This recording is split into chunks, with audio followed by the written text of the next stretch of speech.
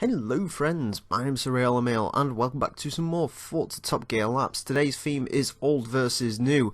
Now technically speaking, newer cars should be faster than older cars, that only stands to reason. However, anyone looking at our board would know that that isn't really the case for most of the vehicles in Forza Motorsport 6. I figured we'd have a bit of a face-off today. We start with the Ford GT40. This is possibly one of the most well-recognised race cars ever. This is actually the road-going version of it, not the race car. I've dressed it up like the race car because the race car looks cool.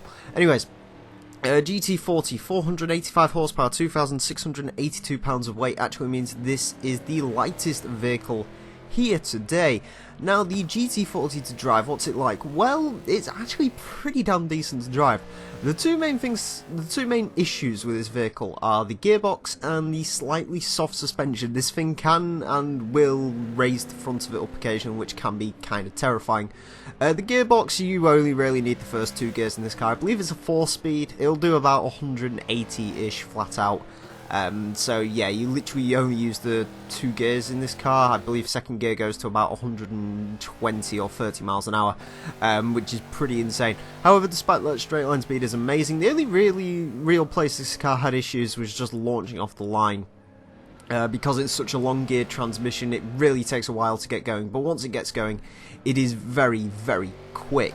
Its newer counterpart is the 2005 Ford GT, 550 horsepower, 3,390 pounds. This is the heaviest car here today, surprisingly, which, to be fair, this thing's actually quite lightweight, which definitely makes a change.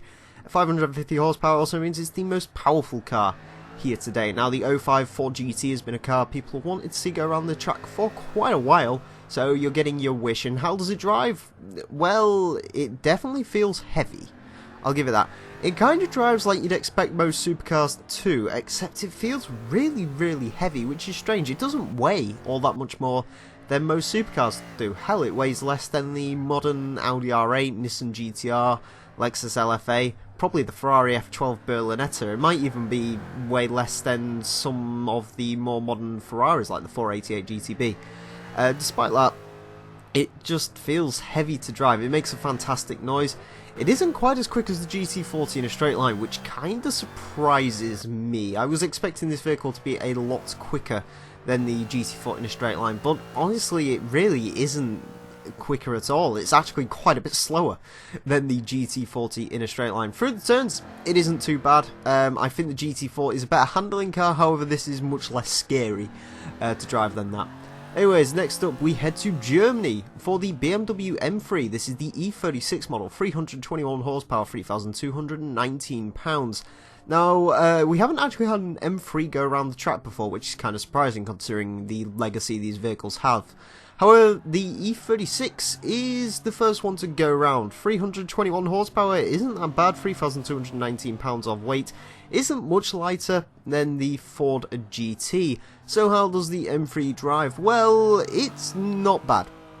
I will say, and this is kind of a theme towards the older vehicles which we tested today, it did kind of want to slide a little bit, this car. Now, on Forza 5, I remember driving this vehicle, it was incredibly oversteery. In this game, luckily, not as bad. Nowhere near as bad in this game. It's actually relatively decent to drive. You can feel the rear end want to flick out every now and again, though, which is a little bit hair-raising when that happens. However, it doesn't have that much power for a car in Forza anyway. So it means it isn't really nothing you can handle. Can't handle. There you go, through the follow through. Oh, through the follow through there. Yeah, I will get the right corner. It did go a little bit sideways there, which yeah, if you turn this thing in for just a little bit too long, the rear end would just try to poke out on it. But it wasn't too bad. Not a terrible car to drive by any stretch of the imagination. Its modern counterpart is the BMW M2, but we don't have the M2, so this is the M235i. This one is actually statistically more similar to the M3. 322 horsepower, 3,208 pounds of weight. It's a little bit lighter than the M3, and it's got one more horsepower than the M3. So how does the M235i drive? Well, it's nicer. It's definitely nicer. This definitely suits my driving style more. The rear end doesn't particularly want to come out on the M235i, which is nice for me. I will say straight line speed isn't quite as good as it is in the M3. I'm not too sure as to why. I mean, this vehicle's more powerful. It's slightly lighter. It stands to reason that this thing should be a little bit quicker in a straight line, but it's not. It is better through the corners than the E36. Overall, I actually kind of like driving the M235i. I kind of like this car anyway. It's a good looking car. Definitely one of the better looking recent BMWs, as most of them kind of look a bit meh these days. I'd definitely have this over an M4. But yeah, not too bad. It didn't go particularly sideways through the follow through, which was nice. Coming out onto the second straight line speed in this was okay, I guess. Like, it is slower than the E36, yeah, but it still isn't too bad when it comes to its straight line speed, which is nice to know, of course. Anyways, across the line for that. Our next rivalry goes to Japan, and we go to the Nissan Silvia S15, 250 horsepower, 2,734 pounds of weight. Yeah, not a huge fan of Silvias. However, this is probably, well, this is my favourite Silvia. It's the only one that I actually reasonably think is okay. S15, how does this car handle? It really wants to drift. It really does want to drift. Imagine the E36, but with a bit more sideways action, and that's kind of what the S15 is.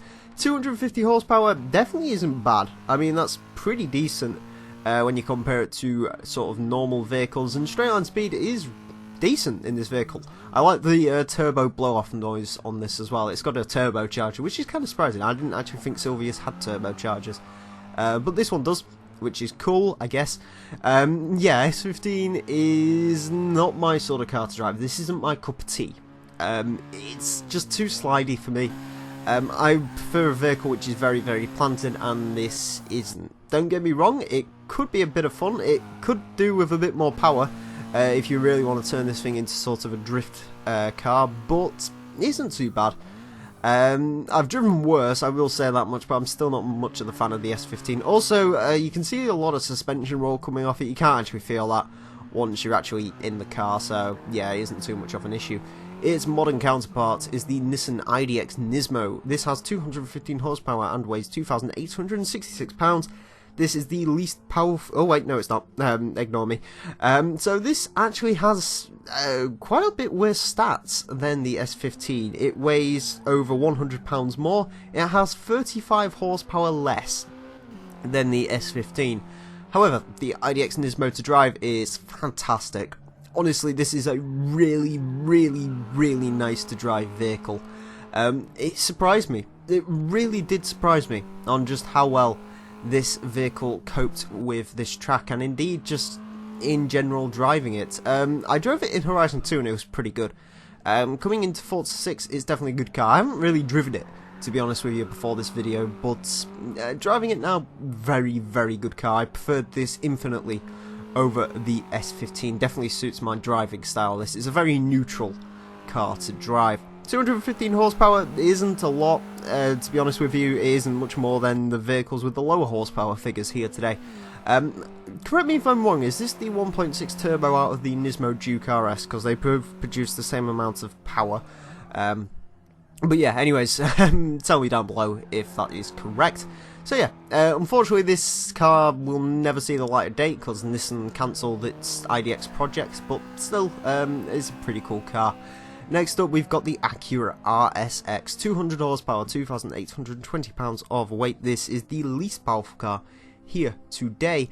Now, the Acura RSX, now it may be just because I haven't driven a front-wheel drive car for quite a while around here, but this thing had atrocious amounts of understeer. This really is a very, very understeery vehicle. I was not expecting that from the Acura RSX. I was kind of expecting this to drive similar to the 2004 Civic Type R, but it doesn't.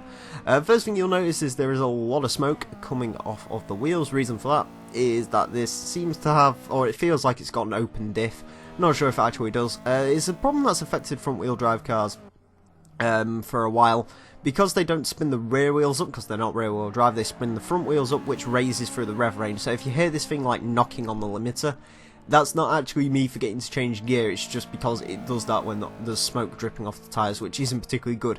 Admittedly, well, actually this is on about Forza 5 levels of that issue, and in Forza 5 I had to actually attach differentials to most of the front wheel drive cars that went around the track, just because honestly the open diff issue was that big of an issue in that game. The Acura RSX, probably my least favourite to drive vehicle here today, which is a shame because I really do like the RSX. I think this is a great looking car. I'd love to get one. Unfortunately I can't because they only sold it in the US. I guess you could get an Integra, but I'd prefer the RSX, to be honest with you. Anyways, next up we have the Honda Civic SI Coupe, 205 horsepower, 2,877 pounds of weight, 5 more horsepower than the RSX, and it weighs 50 pounds more than the RSX.